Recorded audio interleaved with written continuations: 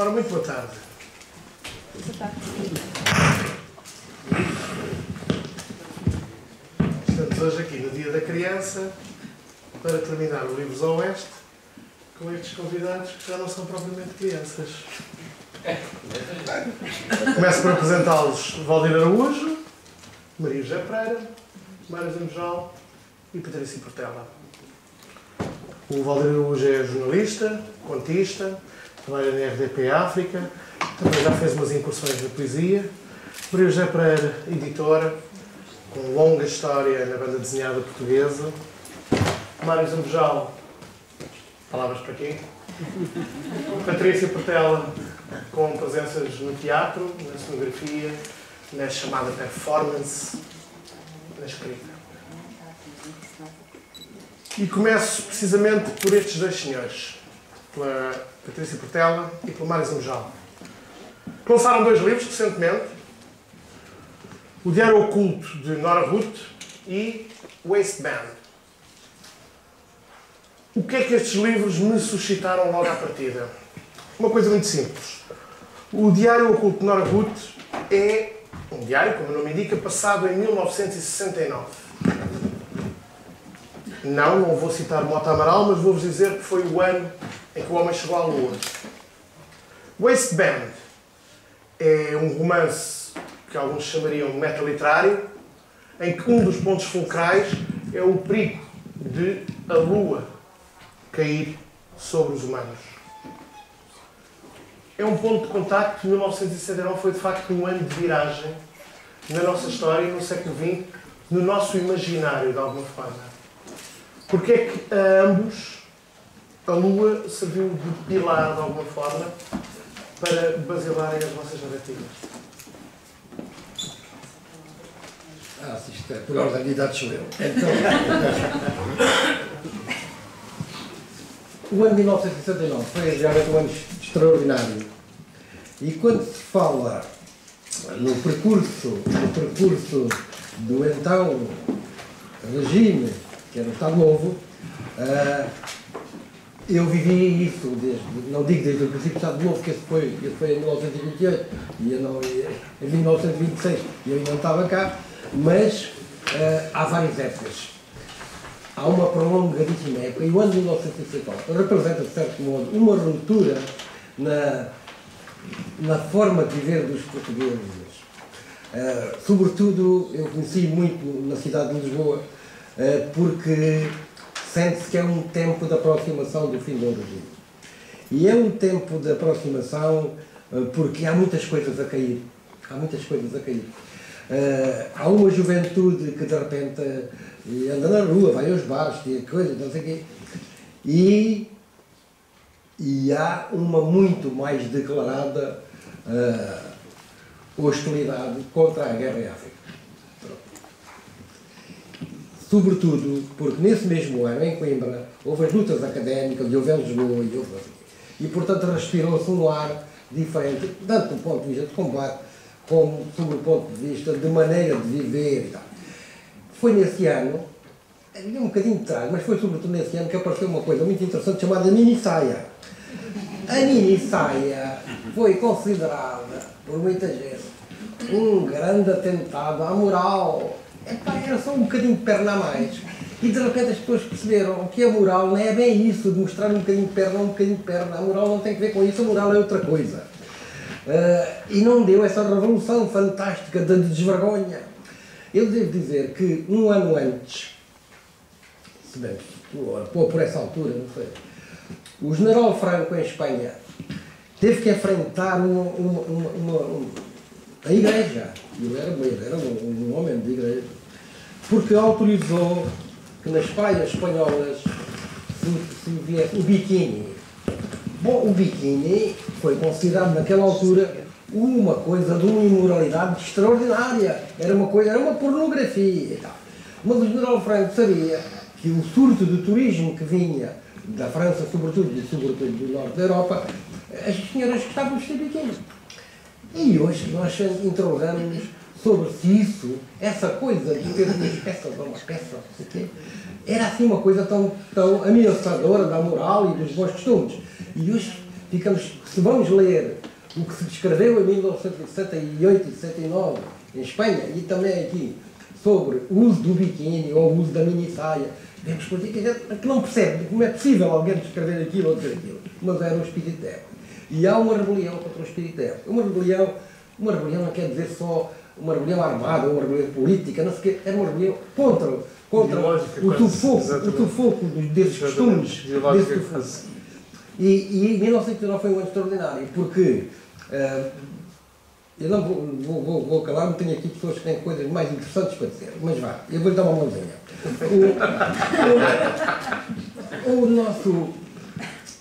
Porque é que o ano 1989? Trouxe essas coisas todas de extraordinário.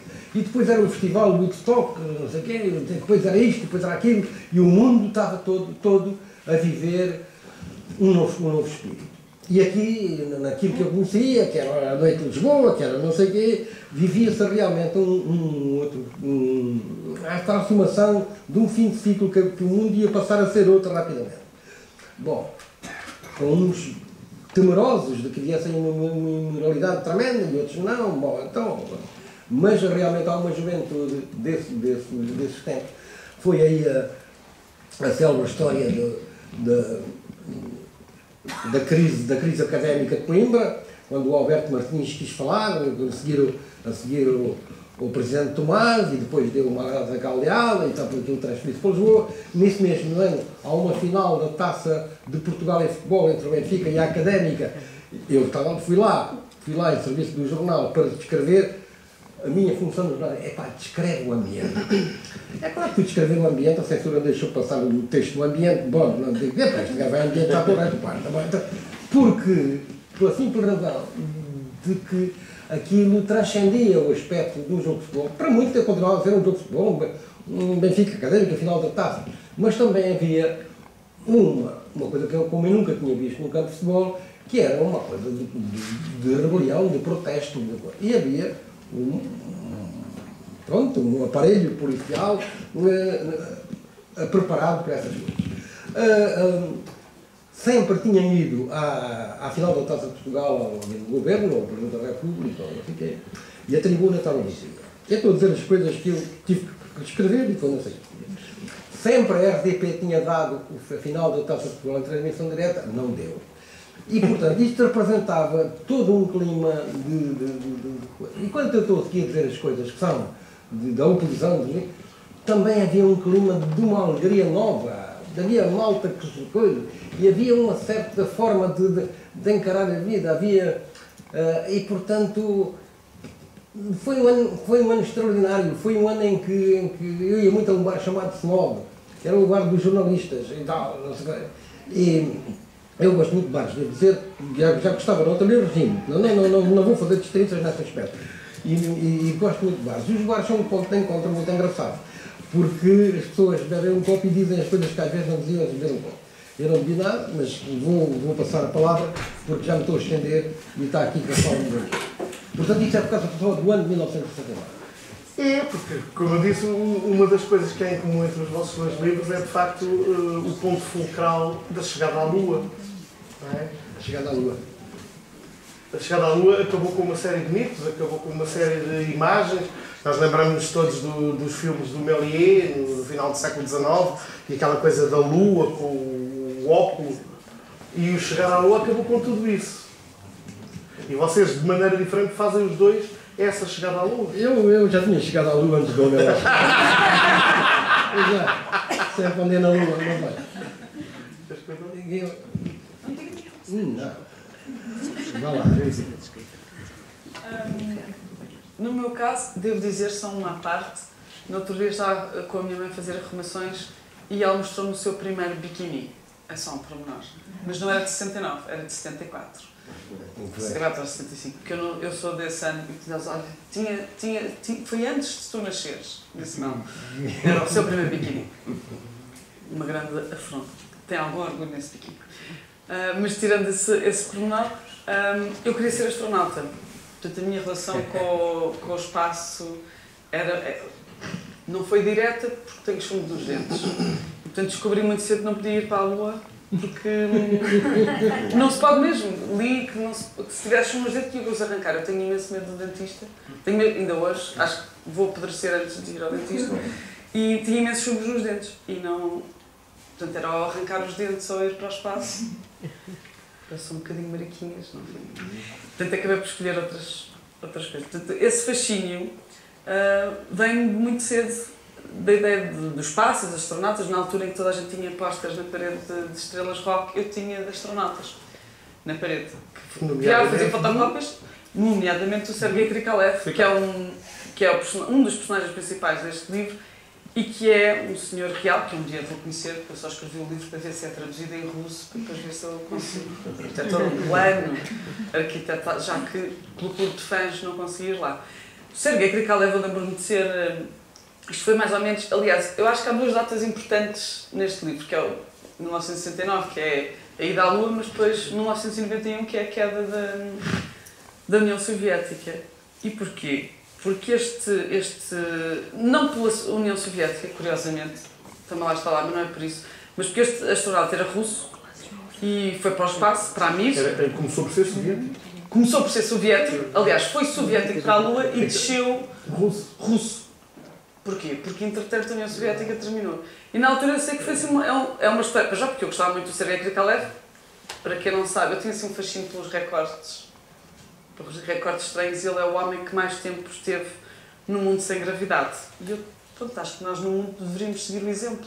Sem gravidade ou cá em baixo ou lá em cima, esta ideia de se viver sem gravidade. Mas adorava viver sem gravidade. E ele teve o recorde até hoje, curiosamente, ainda não está reformado, do homem que mais tempo viveu sem gravidade. Eu acho que é um bom exemplo para todos nós.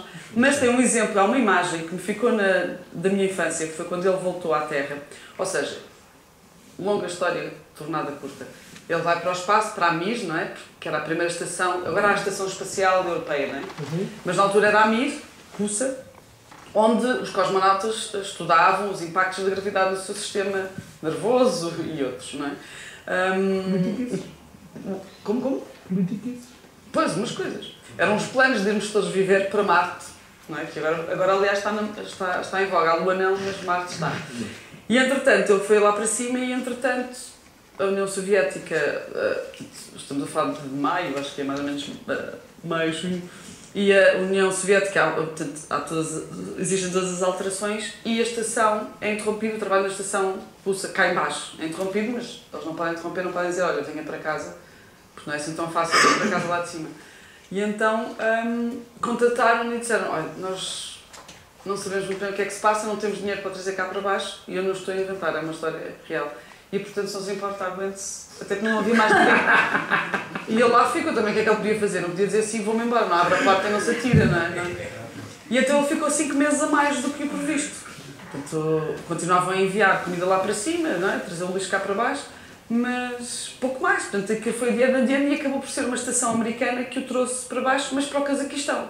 Ou seja, é muito estranho, não é? Porque ele foi para cima sendo com aqueles... Eles tinham aquelas autocolantes, aquelas insígnias, não é? Da União Soviética, e quando desceu no Cazaquistão, 5 meses antes não existia, não é? E é uma história que me fascina porque eu lembro-me de ver na televisão, para além de ter o fascínio dos astronautas, portanto seguia os astronautas todos, as histórias todas. Lembro-me dele a descer, de ter dado a notícia no telejornal, de ele não conseguir andar. Obviamente, tanto tempo do espaço, não é? Não desaprendeu, não é? E é uma imagem que me ficou durante muito tempo. E eu colecionava, tipo, autocolantes e coisas. E escrevi cartas e tudo, nunca tive resposta. Daí ter que fazer o livro, para ver se tem. E, portanto, a ideia do 69 é uma espécie de início, o início desta relação com a Lua e da paixão de chegar à Lua, depois a paixão de ficar na Lua. É um momento simbólico da história de século XX. Exato. E pronto, e depois esta relação do espaço lá de cima e do espaço cá de baixo. E como é que vivemos, curta história, com gravidade ou sem gravidade, em ambos. Eu acho que agora neste momento é com gravidade. Eu acho que a gravidade toda é cá em baixo, lá em cima não. Maria José, entretanto, em 69, esta menina estava em plena atividade, visto que começou em 1964. Tinha 5 anos. Tinha 5 anos. chama-se Mafalda, faz 50 anos este ano. Foi a criação de um senhor argentino que anteviu, de alguma forma, o que se iria passar na sua Argentina natal. Portanto, que isto terminou em, nós estamos a falar de 73, portanto, salvo erro, o ano do... Na véspera golpe do nosso do golpe 25 de Abril. Que há 2 dias, não sei se alguns estiveram aqui, foi evocado pelo Alfredo Cunha, quando falava da luz. A luz. Ou seja, as coisas completam-se, mas enfim, sem esoterismos. Mafalda. A Mafalda é um livro que durante muitos anos foi entendido como um livro para crianças. Está aqui uma das melhores editoras de banda desenhada deste país. Não é muito obrigada, as coisas têm que se dizer com todas as letras. E pode-vos explicar que a Mafalda não é propriamente um livro para crianças.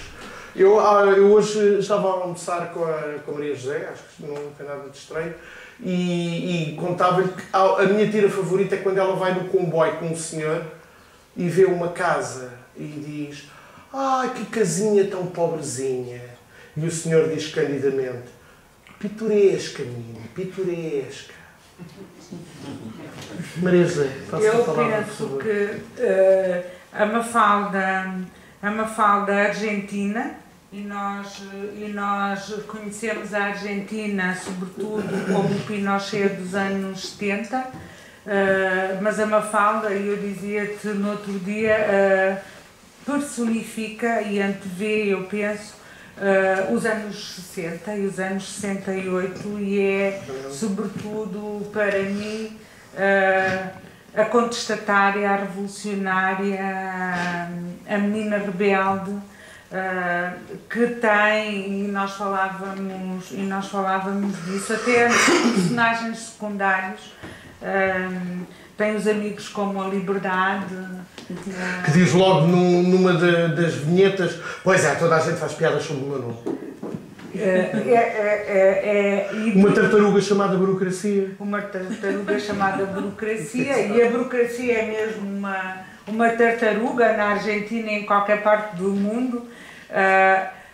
E nós aprendemos que todas estas coisas da democracia, da liberdade, e acabam por ser, de certa forma, e da política, arquétipos universais e globais, seja agora nos anos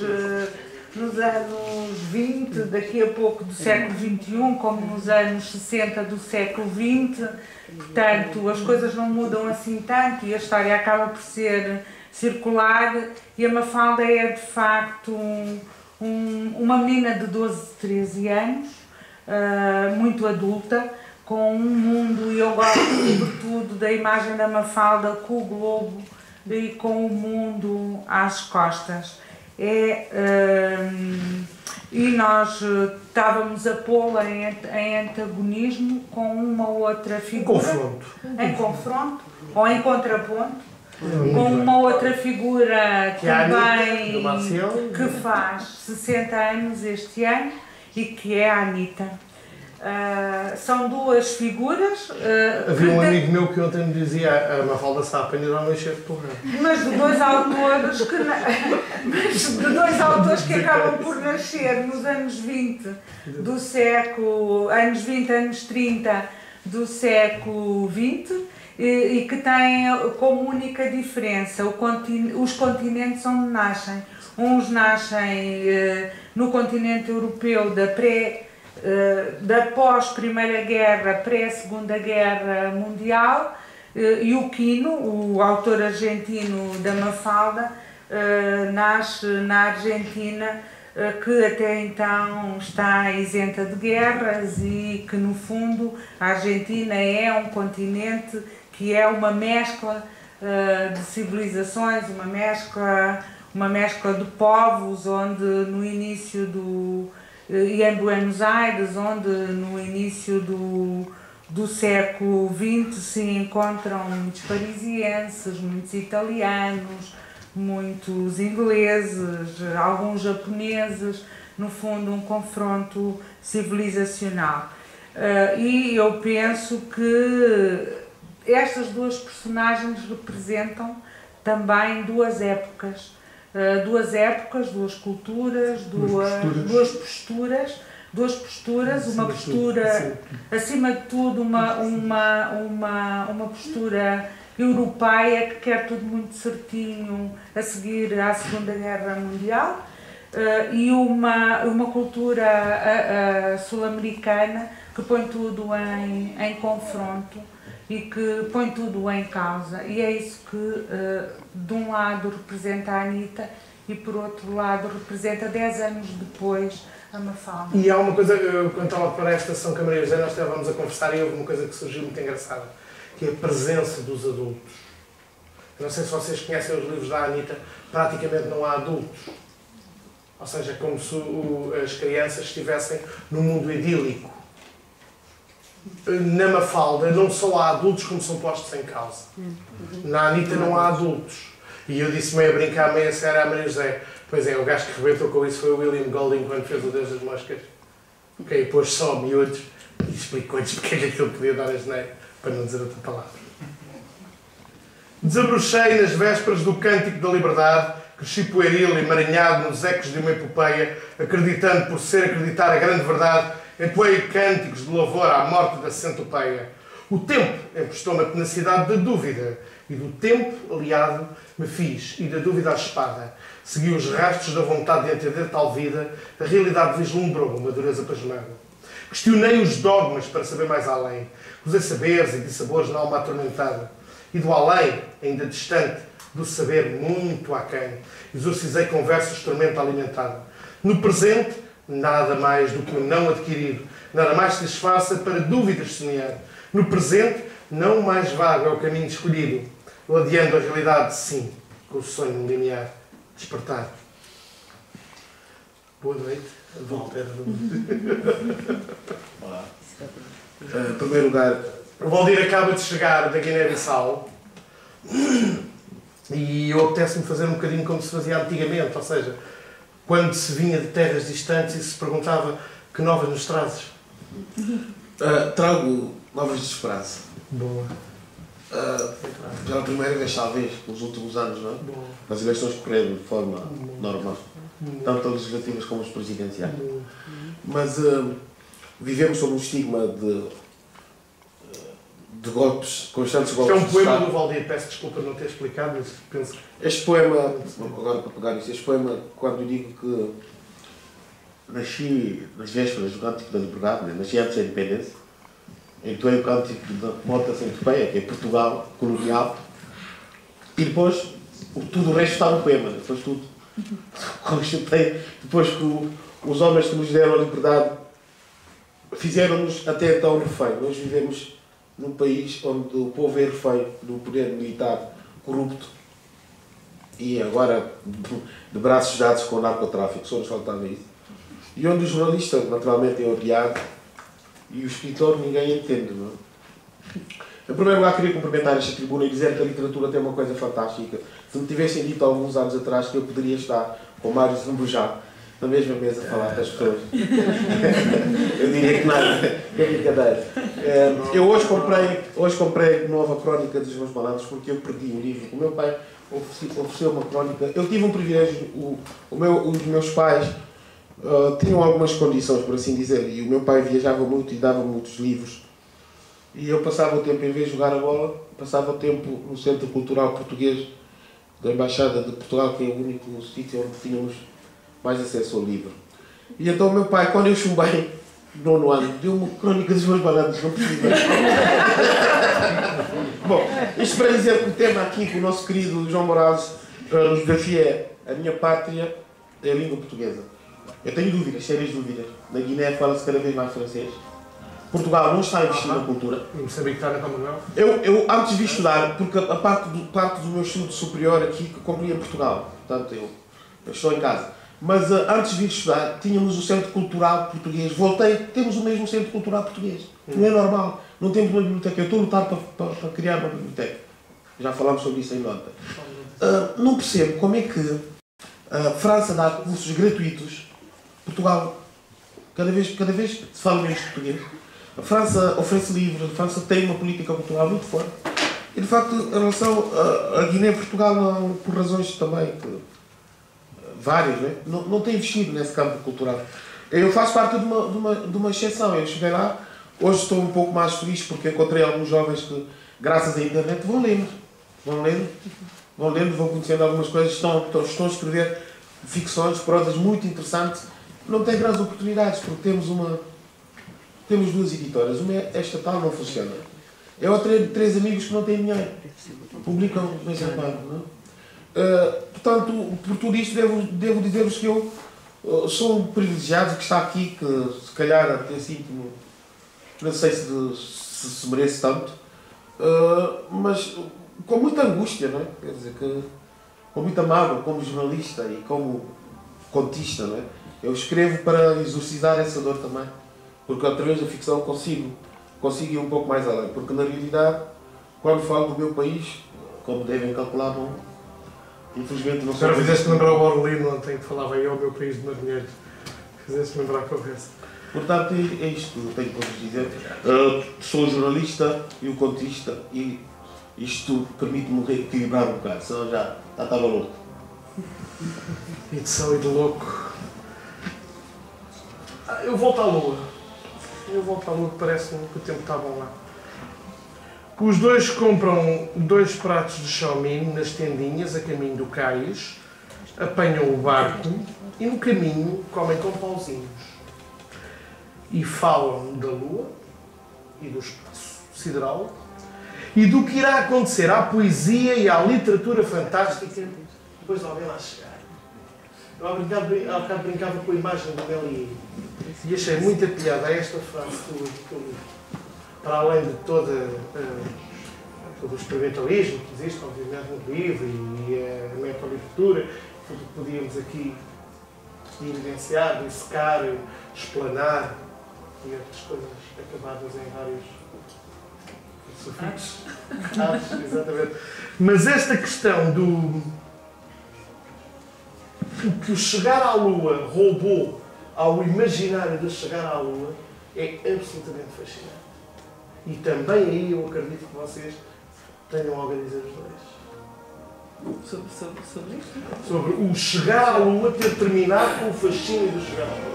Porque tu afloras isso.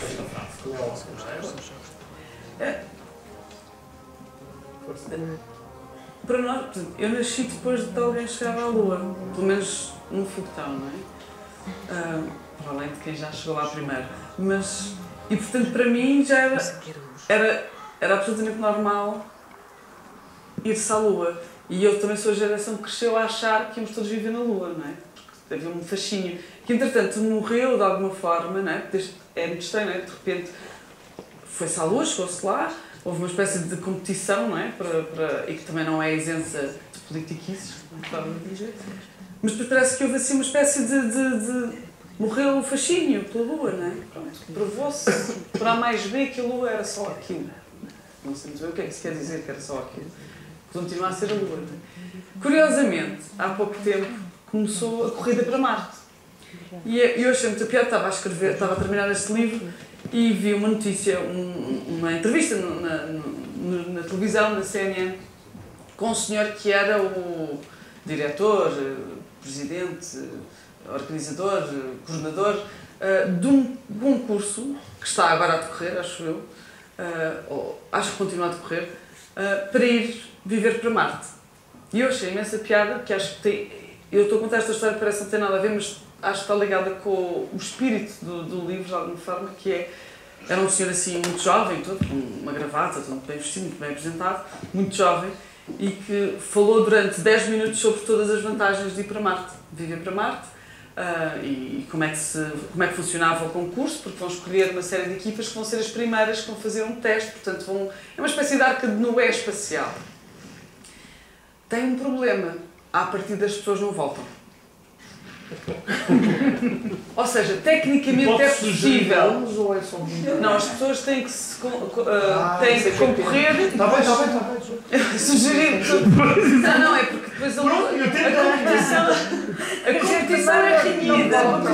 Mas há aqui um pormenor muito, muito interessante que eu acho que tem a ver com o livro, e que é o que me fascina, que é, portanto, há uma competição renhida, já logo no primeiro dia houve concorrer a uma série de candidatos, porque é online, pelo menos para já. Depois tem que haver, depois de uma primeira seleção, há uma espécie de treino que dura 7 anos, se não me engano. Portanto, é sério. E depois as pessoas têm que se comprometer que ficam lá mais 10. Tem que render, não é? O facto de ter tido aquele apoio. Portanto, ou seja, tecnicamente levam 2 anos a chegar lá e supostamente poderiam voltar, porque entretanto nos 10 anos com certeza que arranjam uma forma de regressar. Mas quer dizer, entretanto, já lá foram 20 ou 30 anos de uma vida. Portanto, e neste momento ainda não é possível regressar. Ou seja, porque não há condições para montar o que quer que seja e não há estações de serviço lá em cima, por enquanto. Portanto, eles têm que fazer tudo de novo. E eu achei imensa piada, porque ele explicou tudo e tudo mais. E eu tenho algum fascínio, portanto vou continuar a acompanhar estas evoluções. E achei imensa piada que no final o entrevistador perguntou-lhe: então e não concorre? E ele disse: ai não, sabe, é que eu agora tenho uma namorada nova e um gato, não me dava nada jeito de sair daqui. E eu achei maravilhoso que o coordenador a fazer assim uma enorme promoção.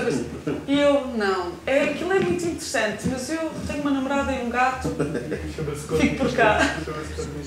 E esta ideia do que é que faz à literatura fantástica e ou à poesia, também é nessa ordem, não é? Porque, por exemplo, eu termino o livro com o Fly Me to the Moon do Frank Sinatra e num dos encontros alguém disse de uma forma muito engraçada, e que acho que é a proposta deste livro, que é... Exato. Não, que no fundo aquilo foi tudo no Alentejo, foi filmado no Alentejo, mas não é isso, não era bem isso que eu queria dizer. O que eu queria dizer é que o Fly Me to the Moon, que é uma canção dos anos 60, mais ou menos, não é? Dos anos 50, se calhar mais cedo, dos anos 50, mas é 50, 60, mas que era uma canção de amor, hoje em dia já não tem o mesmo peso que teria há 50 anos atrás, porque agora quando uma pessoa diz Fly Me to the Moon, pode ser leva-me a jantar. Não, é? Não tem a mesma dimensão, e é sobre isso que é uma das coisas que me fascina, é tipo o que é, neste caso, o que é uma carta de amor, não é? E quais são as coisas que se tornaram literais com o tempo e com o avanço da tecnologia, da ciência e das idas ao espaço, e o que é que continua a ser assim absolutamente misterioso e fascinante. A questão das cartas de amor é muito engraçada. Eu há uns anos estava nas correntes escritas e eu já falei disto aqui há 1 ano ou 2 com a Isabel Steele e o Jean Norton nestes cadernos ou alguns parecidos. E quem me levantou a questão foi o Henrique Hayat. Porque vocês pensem uma coisa, os historiadores hoje em dia, quando escrevem romances históricos, vão buscar, além desta fanfarra magnífica, vão buscar cartas físicas, não é? Que estão nos arquivos, etc., escritas. Agora, vocês amanhã mandam um e-mail a alguém a dizer: amo-te muito, gosto muito de ti. Não, também não precisa. E esse e-mail está onde daqui a 10 anos? Não está. Não está. Quero gostar que não está. Não ligar para a bola, assim, não. Fazer estrangeiro. Não existe. Quero gostar. E o Henrique Hayat chamava uma atenção para isso na conversa, e com muita razão. Ou seja, a historiografia que se faz hoje, desculpem lá a derivação da conversa, mas é um assunto pequeno. A historiografia que se faz hoje e que assenta em fontes físicas, e estão aqui historiadores, estou a ver que alguns olham para mim assim com um ar um bocado, o que é que este gajo está a falar? Quando chegar à parte do e-mail, eu quero ver como é que eles se desembrulham. Mas isso é outra conversa. Tiram um print. Vais já embora que tenho uma coisa para ti. Este livro, quando eu li este livro, o Diário de Nora Vuit, então o que é que eu me lembrei? Lembrei-me da Madame Bovary. E sabes porquê? Tivemos uma boa relação. Ainda bem que teria corrido bem. E como é que é? Nora Vuit Samoa? Não. Eu neste bocadinho já ouvi coisas tão interessantes e que suscitavam tantas coisas. Mas não fujas. Essa história. Não fujas. Mas essa última. Não fujas. Essa última coisa que estava a dizer, que é as cartas. Sim. É uma coisa que eu, há anos, quando fui apanhado com esta transição de comunicação, que não é o papel, eu lembrava-me sempre, naturalmente, da minha adolescência, da minha coisa, porque a malta tinha namorada, escrevia carta, e aquela cerimónia de ir pôr a carta no marco do correio já era qualquer coisa. e punha-se a carta na marca do correio. E depois esperavam-se uns 4 dias até que viesse a resposta. E a resposta era conforme, enfim, a pessoa, que umas vinham perfumadas, outras vinham com uma pétala de não sei o quê lá dentro, e podia até ver com o batom de um beijo. Podia haver, havia nessa relação, nesse cerimonial da troca de papéis, não é? Mas havia a expectativa, o esperar a carta, não sei o quê. Tudo isto hoje pode parecer uma coisa de atraso. Simplesmente praticava-se uma coisa que hoje se dá nomes mais complicados às coisas, é a epistolografia. Escreviam-se cartas. E eu vejo cartas fantásticas, porque as pessoas tinham que escrever. E esse exercício da escrita era um exercício comum de toda a pessoa, de toda a população, de toda a pessoa que sabia escrever. Escreviam-se cartas.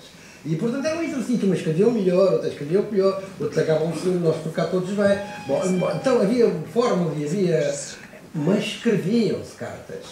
Agora, e um tipo para fazer uma declaração, uma carta que fosse um pedido de namoro, aplicava ali uma prosa que era uma coisa convincente.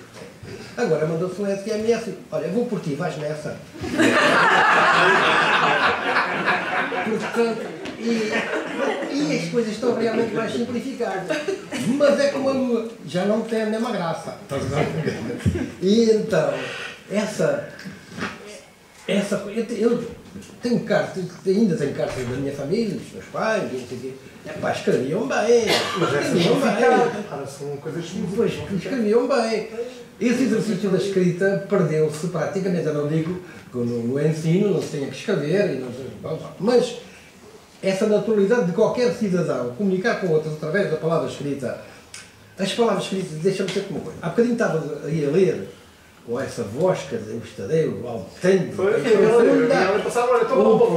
poema do Valdir. Exatamente. E eu tenho esta uma opinião, não é opinião, para mim é uma evidência, as minhas opiniões são sempre uma evidência, que é o seguinte, tu leste bem, muito bem, como era de esperar, mas só se pode tomar conhecimento terceiro de um poema lendo-o.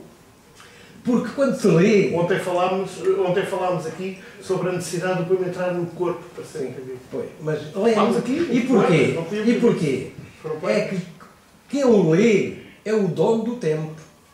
Eu, porventura, para saborear aquele poema ou outro poema, não era este tempo, era outro tempo. Precisava de mais 5 minutos ou 10 minutos e voltava para trás, iria àquele verso, ia àquela palavra. Portanto, o leitor é o dono do tempo. O ouvinte não é o dono do tempo. O dono do tempo é quem lhe passa essa mensagem, quer seja uma notícia, quer seja uma escrita. E isso tem que ver com o jornalismo. Porque, por exemplo, eu leio um jornal, eu sou dos jornais de papel, não é verdade? A antiga, espero não ser o último, e eu sou o dono do tempo em cada notícia. Esta leva 1 minuto, e outro leitor leva 4, é conforme me interessa, ou conforme a minha... É até absorver a notícia. Se eu ouço a mesma notícia pela rádio ou pela televisão, o dono do tempo é quem emite a notícia. Ele disse aquilo, são 3 minutos e 48, ou 1 minuto e 27, e é para toda a gente, quer apanha, quer não apanha. Quem não apanhou, não apanhou. E esta coisa da leitura é que é a propriedade do tempo. Cada um de nós tem a propriedade do tempo, é na leitura, e é mais nada, é mais nada. E portanto, é por isso que eu digo que a escrita tem essa diferença profunda e insubstituível, que é cada um dar a uma notícia, ou um livro, ou um poema, ou seja o quê, o seu próprio interpretação do tempo, a sua própria dimensão do tempo. Também queria dizer que estamos aqui, pronto, são autores, são pessoas que escrevem coisas e tal. E eu perguntei o que é o tema e tal. A língua portuguesa, dizem, quando viram para uma coisa, para falar da língua portuguesa, normalmente, o que é que me mandam? No e-mail, aqui eu respondo com um print. Ora, já estou na língua portuguesa. Ora, cá estamos na língua portuguesa. Então, isto é. Mas, eu um dia estava com um idêntico naipe de escritores de alta... E estava-se a falar muito na língua portuguesa, na fantástica língua portuguesa. E eu lembrei-me de dizer que ninguém sabe a língua portuguesa toda. Ninguém sabe as palavras portuguesas todas. Jamais houve alguém que soubesse todas as palavras portuguesas. E um dia reuniu-se um grupo de sábios e disseram, epá, a gente não se consegue saber das palavras portuguesas todas. E agora? Epá, porque há as palavras técnicas, há as palavras disto, as palavras daquilo, as palavras daquilo. Ninguém sabe as palavras. E então esse grupo de sábios, nessa impossibilidade de saber todas as palavras portuguesas, inventaram uma palavra. Uma palavra que, servindo para tudo, não quer dizer nada, que é a palavra coisa. A palavra coisa é uma palavra. Epá, frontal, está hospitalizado, pá. O que é que tem? Ah pá, diz uma coisa. Opa, vou comer. O que é que comeste? Olha, não sei, comi uma coisa. A coisa é uma palavra fantástica que entra no nosso falar cotidiano e todas as vezes. Eu gosto de dizer umas coisas, mas isto de qualquer maneira. E a coisa era aquela palavra que nos faltava para nos podermos entender, porque serve para tudo. Eu muitas vezes digo, epá, qualquer coisa aqui que não estou a perceber. Há sempre assim, esse suporte da palavra coisa, que é realmente aquela palavra singular, importantíssima, inofensiva, não é? Porque dá para tudo, nem é mau, nem é boa, é uma coisa.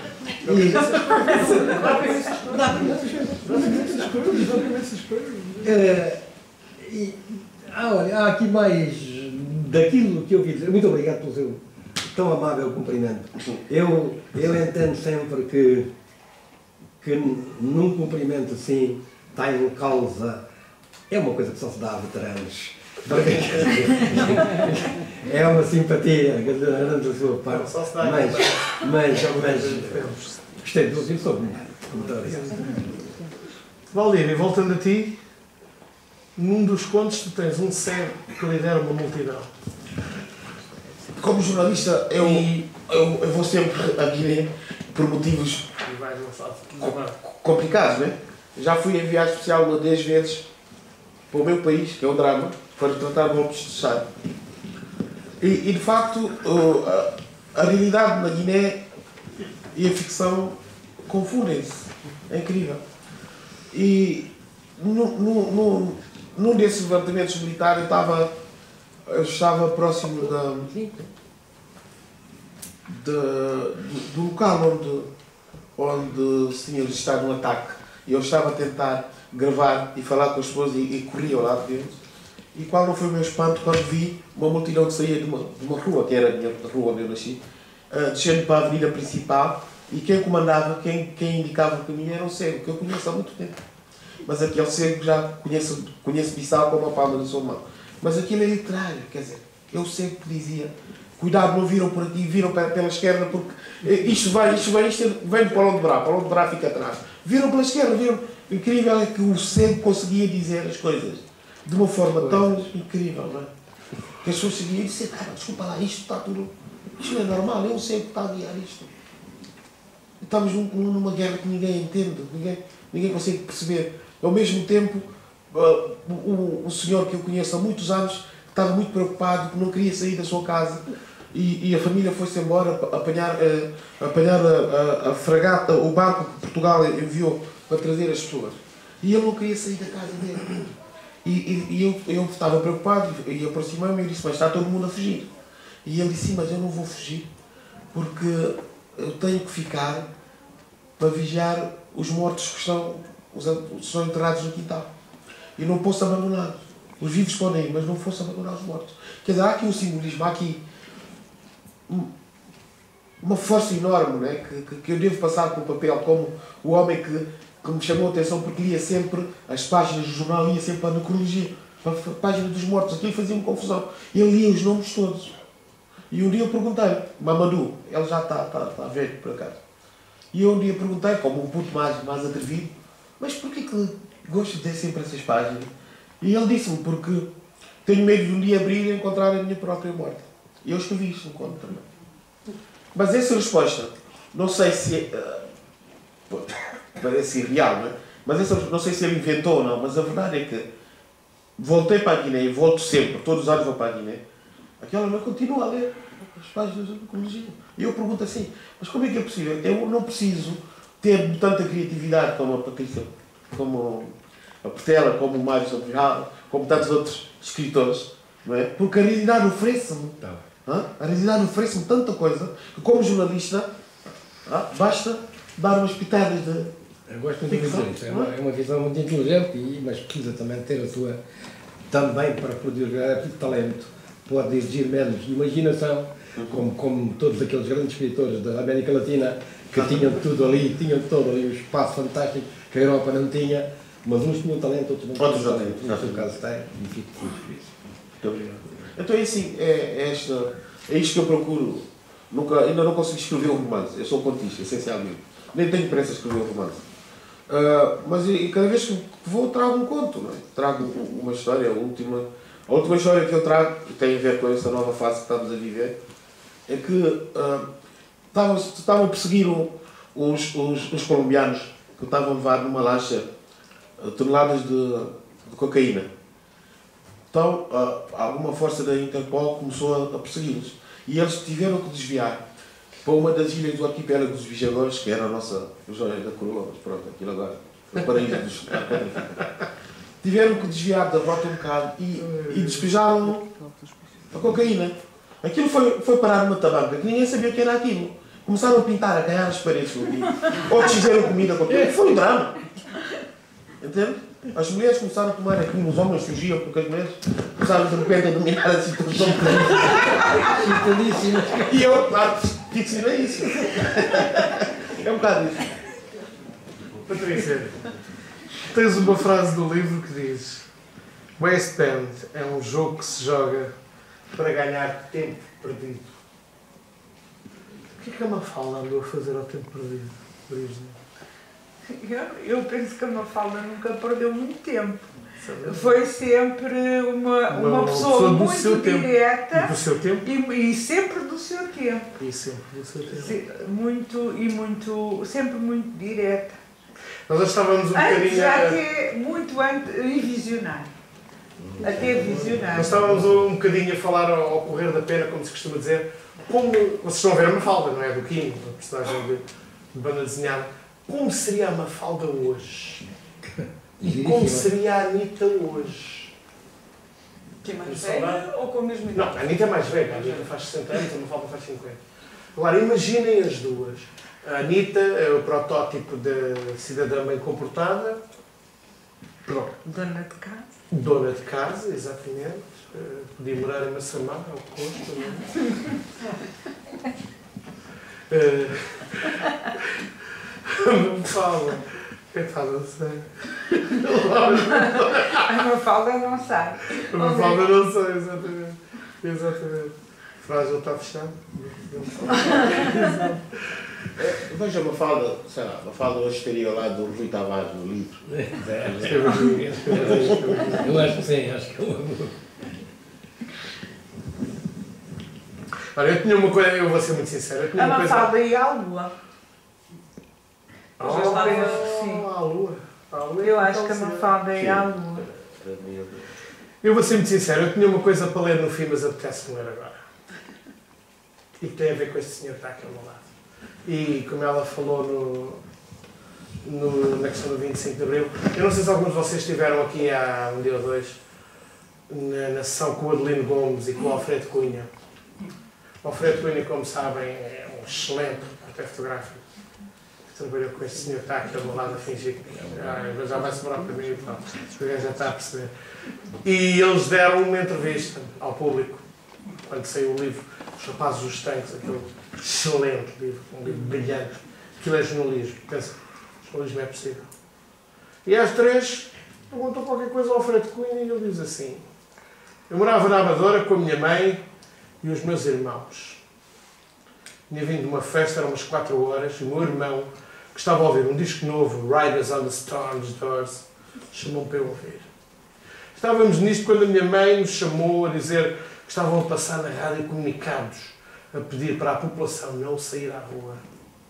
E nisto, Mário Zambojal, que era o chefe da ação do século, telefone e diz: foi para a redação, está a haver um movimento militar e não sabemos o que é. Telefonou-me a mim e toda a gente do jornal. Cheguei ao século e ele disse: vão para o Terreiro de Paço, mas passem pela Antónia Maria Cardoso, recomendou cuidado, deu-me 20 escudos. Por acaso acontecer alguma coisa e precisarem, ele, isto não sou eu que digo, ele era uma espécie de Salgueiro Maia da redação do século. Não é impossível.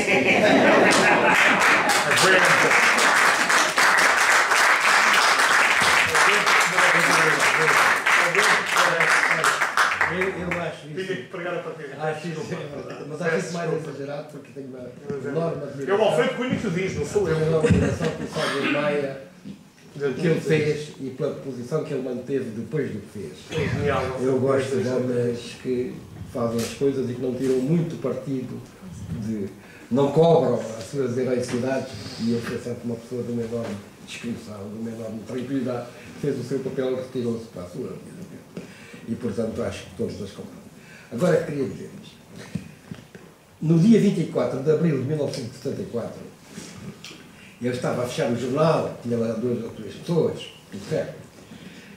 E quem me telefona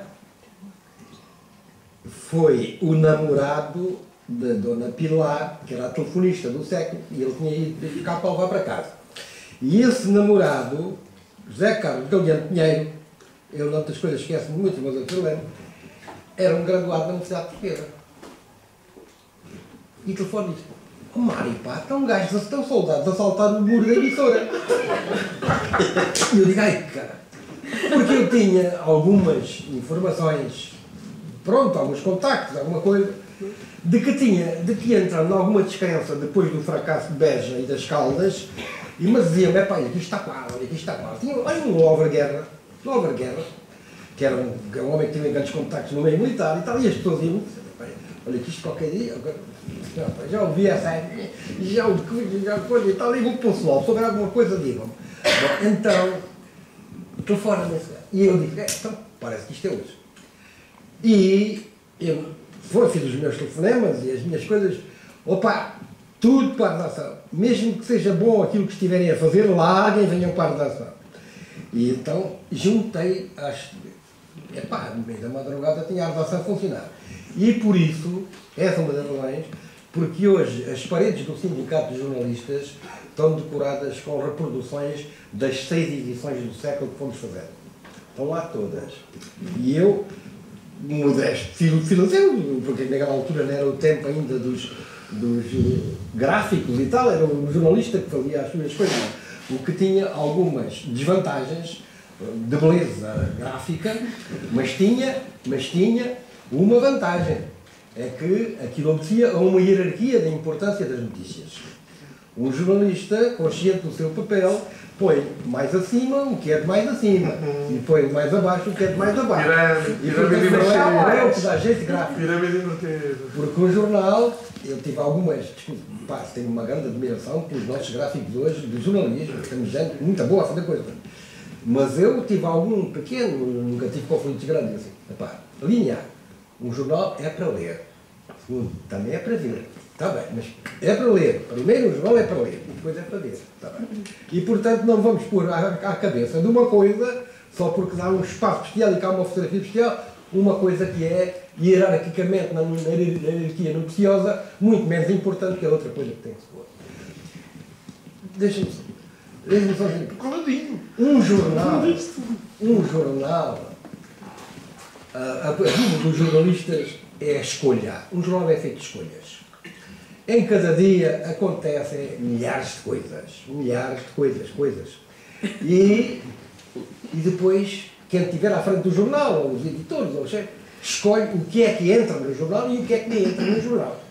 E depois escolhe o que é que vai para a página, para a primeira página, ou alto, ou o que vai para a primeira página ou baixo, ou o que entra para a página 4, a uma coluna, ou o que entra para a página 5 a 6 colunas, ou o que...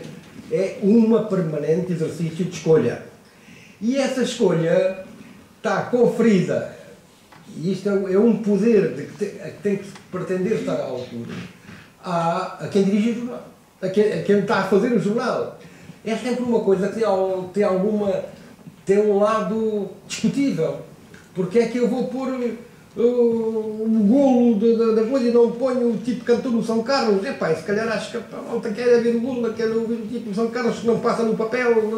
Então, bom, há um permanente exercício de escolha e é subjetivo. Cada pessoa faz as suas, depende do seu gosto, da sua cultura, das suas amizades, da sua. Pronto, há um exercício com uma Os seus objetivos também. os seus objetivos, sabe, os seus objetivos. E também dos embaraços que tem ou não tem para impor os seus objetivos. E essa é. Quando eu fazia jornais, propriamente fazê-los, foi um bocado antes desta avalanche tecnológica, que isto já, para mim, há coisas fantásticas nisto tudo. Mas há uma pequena história de outro tipo, que devia ser da minha idade, que é contada por Onésimo de Almeida, que é o Onésimo de Almeida é um caçador de casos fantásticos. Sim, é um caçador. E descobriu, e escreveu uma crónica de um episódio que ele realmente conheceu, que é lá nos Estados Unidos, onde ele é professor universitário. Brown University. E havia lá um senhor que era o sábio dos sábios. Sábio dos sábios. Quer dizer, qualquer sábio que escrevia uma coisa brilhante, mas ia mostrar lá o sábio. Pá, professor, faço-me aos olhinhos, não vai, eu tenho aqui algumas coisas dela. Professor, pá, eu amei esse bem. E ele tinha uma secretária extraordinária, pá, dedicadíssima e altamente eficiente. Mas a mulher estava cansada de tanto papel, e tromba, papéis por todos os lados. E cada instante compra-se mais uma estante, mais papel, e mais pastas, e mais não sei. Até que a senhora, um dia, já não podia mais. E disse-me, ó, Sr. Professor, sabe quanto eu o estimo, sabe quanto eu tenho um sentido da honra que é trabalhar para si, sabe quanta amizade e quanta dedicação lhe tenho. Mas se não me deixa deitar fora metade destes papéis, eu vou-me embora. Vou dormir mal, há qualquer coisa. Disparado. Vá lá descansar. Amanhã já vem mais bem disposto. Eu chego e digo assim, professor, sabe quanta admiração eu tenho por si? A honra que é trabalhar para si. O que tem sido a minha felicidade trabalhar para si. Mas se não me deixa deitar fora metade destes papéis, eu vou-me embora. Outra vez, e aquilo passa-se e diz assim. E no outro dia a mesma coisa, Ela era uma secretária fantástica e o homem já estava lá amado. Até que, vencido, diz-lhe, pronto. Está bem, pronto. Se põe as coisas assim, deito lá fora metade dos papéis. Mas olha, pelo sim, pelo não, e por uma questão de prudência, tiro fotocópias. Eu tenho que perguntar uma coisa, Mário, antes de passar a bola, eu tenho que perguntar uma coisa. Há uma passagem. Há uma passagem que tu escreves. Mas vê, se o protesto nos une, a vitória do protesto, que haverá divisões. Sabemos o que não queremos, não onde cada um pretende chegar. E há o tempo generoso da juventude. Daqui a uns anos, alguns estarão instalados, talvez, no sistema. Se o sistema resistir, muitos mudam de ideias conforme as conveniências. Eu vou ser muito direto. Isto é o Conn Bennett? Não. Vamos já ao puro. Estavas a pensar no Conn Bennett? Não estava a pensar. Eu vi aqui o Daniel Conn Bennett, que agora abandonou o Parlamento. Olha, Faz sentido claro, esse tipo de não, é evidente que isso é, qualquer observação do comportamento humano demonstra que as pessoas flutuam conforme, há muitas pessoas que flutuam conforme a onda. Epá, isso não é deste século nem destas revoluções. Portanto, quando foi a independência, em 1640, o que houve de movimentos. Primeiro, antes, em 1580, os que rapidamente se espanholizaram,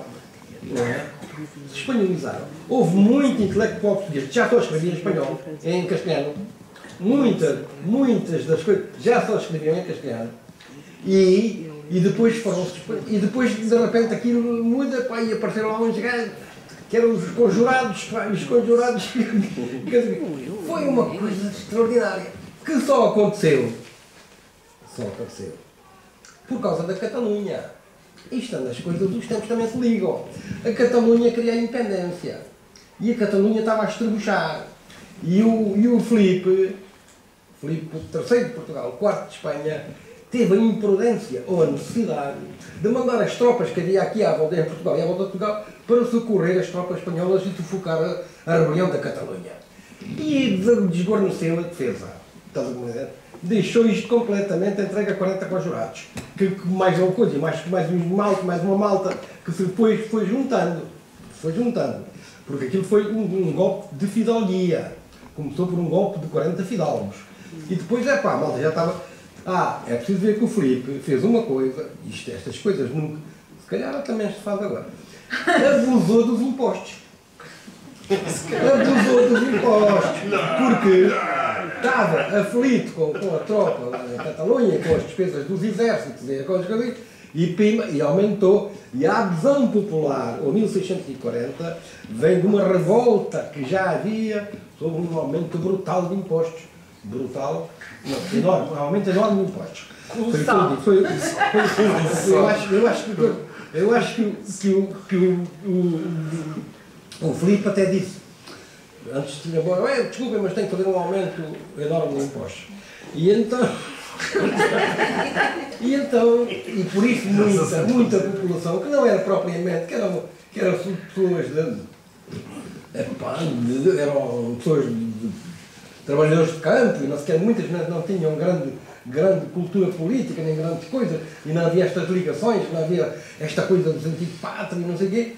Foram os 40 manhosos lá de cima, que eram fidalgos, e rapidamente a malta que estava revoltada com os impostos do Filipe se juntou. E, portanto, a nossa história tem sempre exemplos mais frisantes que os atuais, mais não sei o quê. E repete a várias escalas aquilo que nos vai acontecendo. Depois nós íamos lá para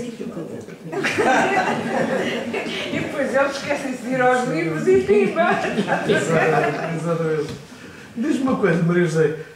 Se a Anitta fosse à Guiné-Bissau e apanhasse um foguetão para a Lua, tornava-se uma boa malandra? Se a Anitta fosse à Guiné-Bissau, levava a bonequinha.